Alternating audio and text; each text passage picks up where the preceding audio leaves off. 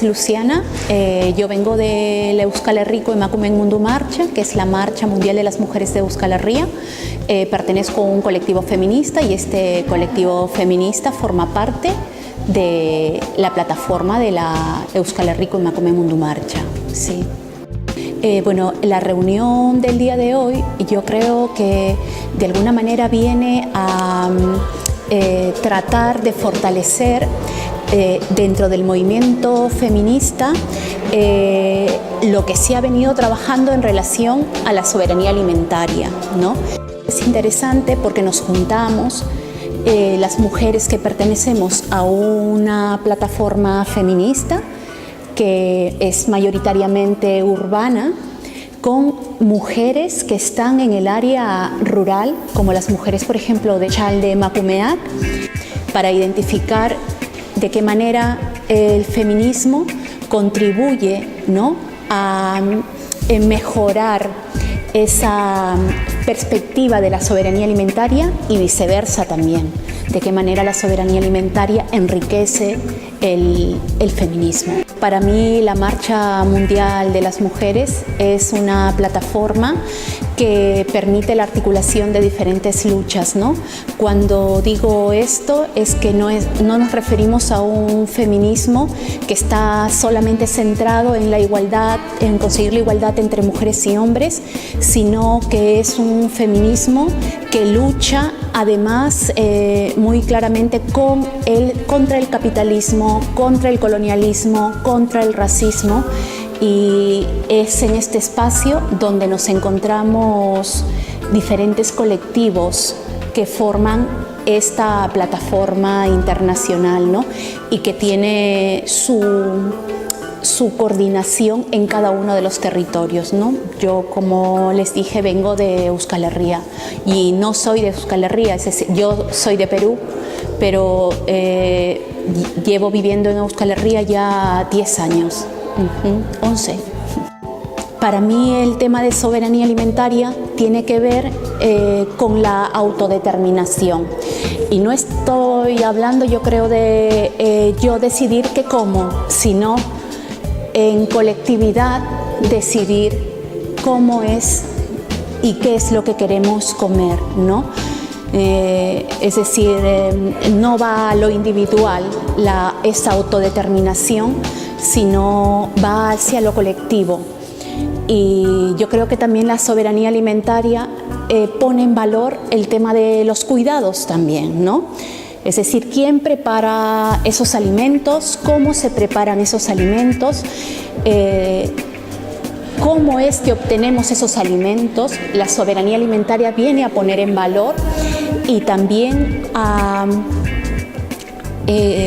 reconocer las personas y los conocimientos que tienen para producir esos alimentos, ¿no?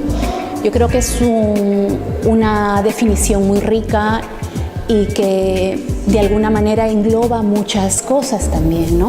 No es una lucha que creo que la tengamos que librar solo a las mujeres.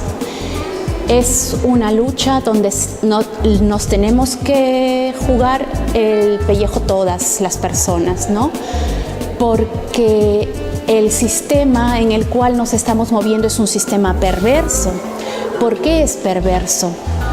Porque no tenemos la gente común y corriente la posibilidad hoy día de decidir en realidad cómo queremos comer y lo bueno que queremos comer. Entonces el capitalismo ha entrado de tal manera en nuestras vidas que tenemos que identificar qué es lo que ha hecho que impida que yo pueda acceder a una buena alimentación, ¿no? Entonces yo creo que tenemos que hacer esa lucha todos juntos y que amenazas son muchísimas porque se ha promovido este tipo de alimentación, porque además el mismo sistema capitalista creo que ha cogido este modelo de comer bien y comer ecológico, que ahora nosotras nos sentimos súper a gusto yendo a una herboristería porque compramos el la alimentación que ha sido, entre comillas, producido en buenas prácticas, pero sin embargo nuestra relación con el mercado, con los caseros, con los productores, o sea, no hay relación, ¿no?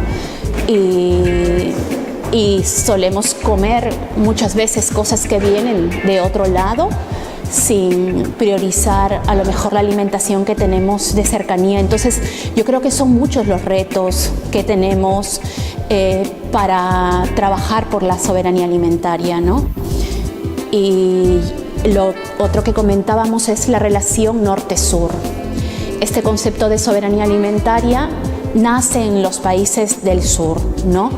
Y es por la misma realidad que vivimos, y parece que aquí al norte, pues como ya podemos comer y podemos ir y coger ecológico, pues ese no es mi problema.